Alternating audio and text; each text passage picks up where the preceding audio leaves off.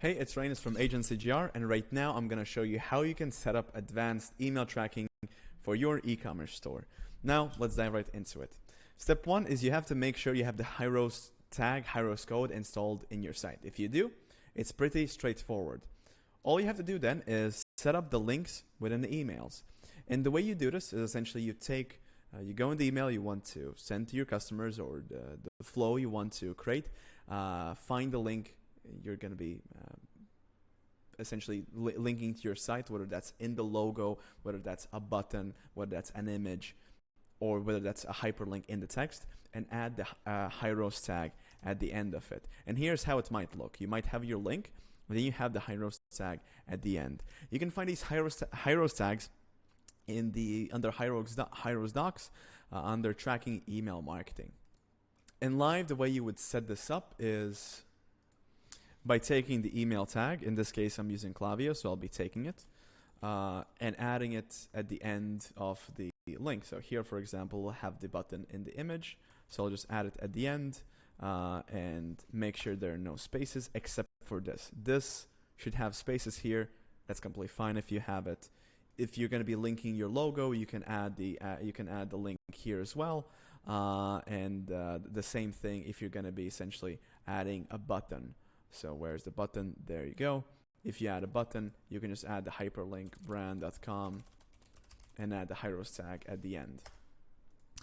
Now that's the way how it works when you're setting up simple email tracking. Now, let me show you how you can customize these tags when creating email flows, and later I'll show you how you can customize these tags when creating email marketing campaigns.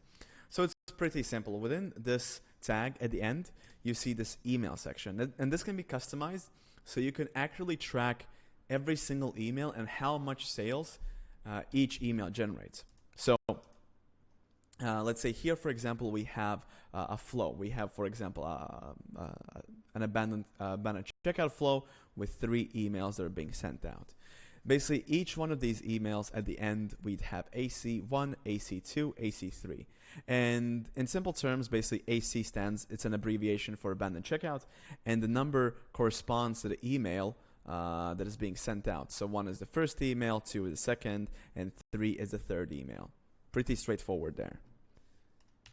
Then, if you're going to be using dynamic tags, whether that's for the abandoned checkout sequence or browse abandonment, whatever flow you may be setting up, you can still add the HYROS tags at the end. They will work. There shouldn't be an issue there. And of course, make sure to customize them. And typically how we customize them, as I mentioned, we create abbreviations. Here, for example, is for abandoned cart, AC1, AC2, AC3, and here you see like the abandoned cart, abandoned checkout dynamic URL. And here we can add the HYROS tag at the end. We have the thank you emails with TY1, TY2, TY3. And we have the browse abandonment emails with the dynamic tag with the browse abandonment tag, BA1, BA2, BA3. Yeah, that's pretty much for the flows. If there are any flows I didn't mention, you can just use an abbreviation and track them that way. When it comes to campaigns, we're not going to be using any abbreviations. We're essentially going to be using the date when the email is sent out and the goal of the campaign, newsletter blast, however you might want to call it. So for example, if we're going to be promoting eyelashes on the 6th of March, we might say link.com, eyelashes, then we have the HYROS tag and EL equals 0603-lashes. So this is the customized part. Then if we're just doing like a general sale, then, on Christmas, we might do 24/12 Xmas sale.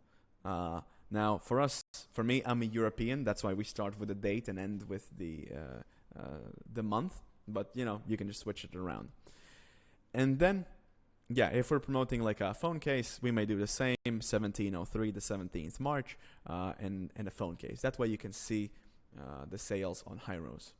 And the way we would actually track sales on HYROS is by going into HYROS, going on a reports, set the time frame you want to have the report for, tap Show Advanced Analytics, and include Organic Source. Then you're going to be taken to essentially this section, go under Automatic, and then within this report you want to go under Automatic. Then you can open it up and you can see all the emails and how many sales they've generated. You see the abbreviations, you see the campaigns, and that's pretty straightforward there. Now, last thing you want to do before sending emails live, you want to preview the email. So you want to tap here, preview, but you do not want to show directly in ClickView. Instead of, you want to send them as an email. So for example, I'll just enter my my business email. I tap preview now, and then you want to open up the actual email within, the Gmail or Yahoo Mail, whatever you might be using, and then check the URL if you see the HYROS link. If the URLs are going to be redirected, you might not see it immediately, but you just want to make sure you see your email somewhere within the link. If you do, it's probably working fine. You can even double check on HYROS. If the email hasn't generated any sales, you can just turn off hide inactive source links and track it that way. Hopefully you've enjoyed this training so far, and if you want us to set up your email marketing or double check your HYROS setups, or even just help you audit your current email marketing strategy to show you the weak links and what could be improved, you can scroll under this video and you can book a call with me or someone in our team, and we'll be more than happy to talk to you and see how we can help. Thank you so much for watching.